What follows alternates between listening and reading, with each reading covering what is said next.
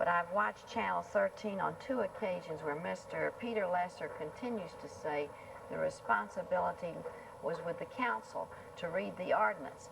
And since Mr. Lesser is an attorney, I would think he would have facts at hand before he attacked anyone.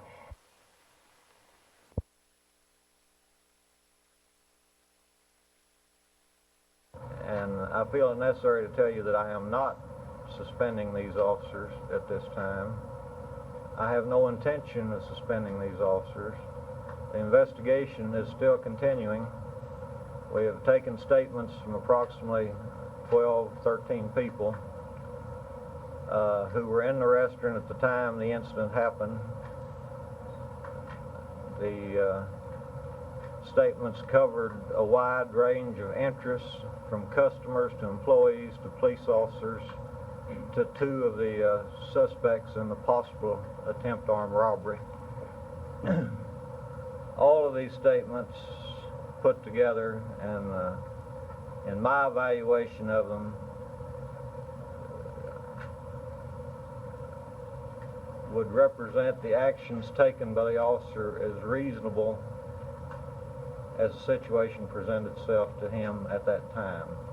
And by reasonable, I think his reaction would be one which would be to defend his life, which I honestly believe he felt was endangered.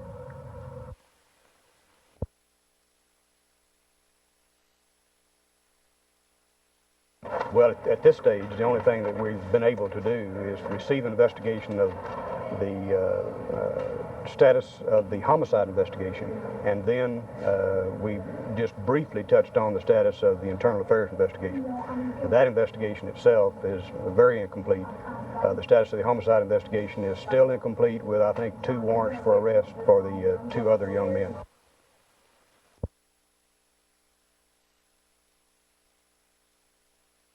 No, I think the investigation still must continue. There's 2 sides of the investigation. One is that it involves the alleged robbery, and that's from the Lieutenant Burnley side. And then there's also an allegation against the police officers, and that's proceeding under the internal affairs.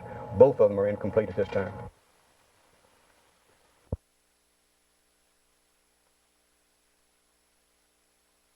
Are you convinced after today the investigation? Young men are the gentlemen that the police have been looking for. In fact, they thought they were looking for 2. They were actually looking for here to have the truth. Okay, thank you. But